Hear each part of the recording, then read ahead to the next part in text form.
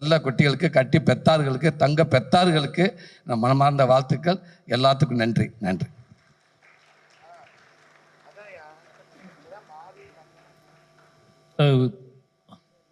ஆனால் ரொம்ப நன்றிண்ணே.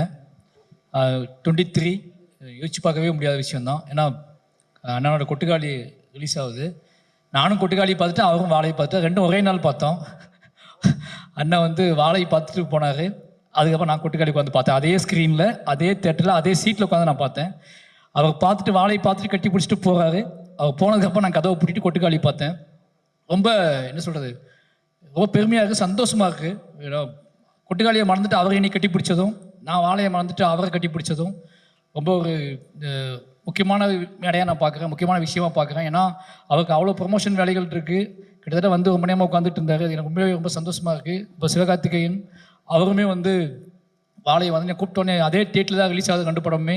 அவர் எனக்கு ப்ரொமோட் பண்ணி கொடுத்துருக்காரு, என்னை பேசி கொடுத்துருக்காரு. வினோத் அவன் வந்து எங்கே சுற்றிட்டு இருக்கான்னு தெரில, வரல. ரொம்ப நிச்சயமாகவே எனக்கு ரொம்ப சந்தோஷமாக இருக்குது. 2 படமும் ஒன்றா வருது அப்படிங்கிறதுல வந்து 2 படம் ஒன்றா டேட்டு போடும்போதே அடிக்கடி பேசிகிட்டு இருக்க ஆட்கள் தான். நாங்கள் அடிக்கடி பேசிகிட்டு இருக்க ஆட்கள் போது வாழை ரிலீஸ் ஆகுது, கொட்டுக்காளி ரிலீஸ் 2 பேரும் 2 படமும் ஒன்றா ரிலீஸ் ஆக வேண்டிய படம் அப்படிங்கிற மாதிரி தோண ஆரம்பிச்சிருச்சு. ஒரு கட்டத்துக்கு மேலே 2ம் ஒன்றா வந்தால் இன்னும் பெட்டராகும் தோண ஆரம்பிச்சிருச்சு. அப்படி தான் வாழையும் கொட்டுக்காளியும் வருது. நிச்சயமாக வாழையும் எழுதக்கூடிய கைகள் எல்லாமே கொட்டுக்காளியும் எழுதுனா ரொம்ப சந்தோஷமாக இருக்கும். கொட்டுக்காளியும் எழுத கைகள் எல்லாம் வாழையும் எழுதுனா சந்தோஷமாக இருக்கும். ஏன்னா 2 பேருமே சாதாரண மண்ணிலிருந்து புடுங்கி எடுத்துகிட்டு வந்த கதைகள். ரொம்ப ரொம்ப அடிப்பட்டு மண்ணிலிருந்து வினோத்துங்கிறவன் இன்னும் வினோத்ராஜ் அப்படிங்கிறவன் இன்னும் என்னை மாதிரியே அவன் இன்னும் பிடிங்கி எடுத்துகிட்டு இன்னும் சொல்லப்படாத கதைகள் நிறைய வச்சுருக்கான். வினோத் அங்கேருந்து பிடிங்கி எடுத்துகிட்டு தான் கொட்டுக்காளி கொண்டு வந்திருக்கான். யோசிச்சு பார்க்கும்போது இது கோயின்சிடென்ட் மாதிரி தான் நடக்குது. ஆனால் 2 பேருமே நிச்சயமாக சொல்கிறாள் அண்ணனோட நடிப்பு.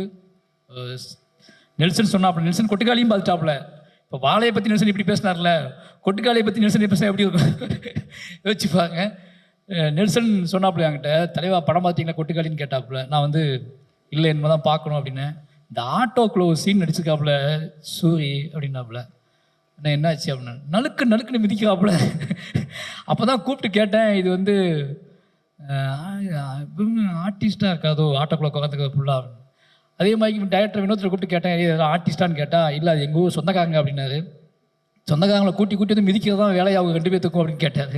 ஏன்னா வாழையிலையும் அதே தான், எல்லா கஷ்டத்தையும் எங்கள் சொந்தக்காரங்க தான் அனுபவிச்சாங்க. அது ஏன்னு அவருக்கு தெரியும். அவ்வளோ மிதிக்க முடியாது அடுத்தவங்கள. இதுனா நம்ம சொந்தக்காரங்களாம் நல்லா மிதிச்சிடலான்னு சொல்லிட்டு அண்ணன் மிதிக்கையிலே தெரியும். ரொம்ப அற்புதமான நடிப்பு அண்ணன் நடிப்பு. நான் கொட்டுக்காளி பார்த்து யார்ட்டையுமே பேசுகிறேன். நான் கொட்டுக்காளி நேற்று முடியும் போது 3 மணி நான் படம் பார்க்கும்போது நான் ஸ்டேஜில் பேசிக்கலான்னு விட்டேன். ரொம்ப ஒரு பெருமைப்படக்கூடிய ஒரு படைப்பாத அந்த படம் இருக்கும். நிச்சயமாக அந்த 2 படமும் ஒன்றாவது எனக்கு ரொம்ப சந்தோஷம். நிச்சயமாக அந்த 2 படமுமே தமிழ் சினிமாவுக்கு ஒரு முக்கியமான படங்களாக இருக்கும். ரொம்ப நன்றிண்ணே. தேங்க்யூ. அண்ணே, அப்புறம் ரஞ்சித் அண்ணே உங்களுக்கு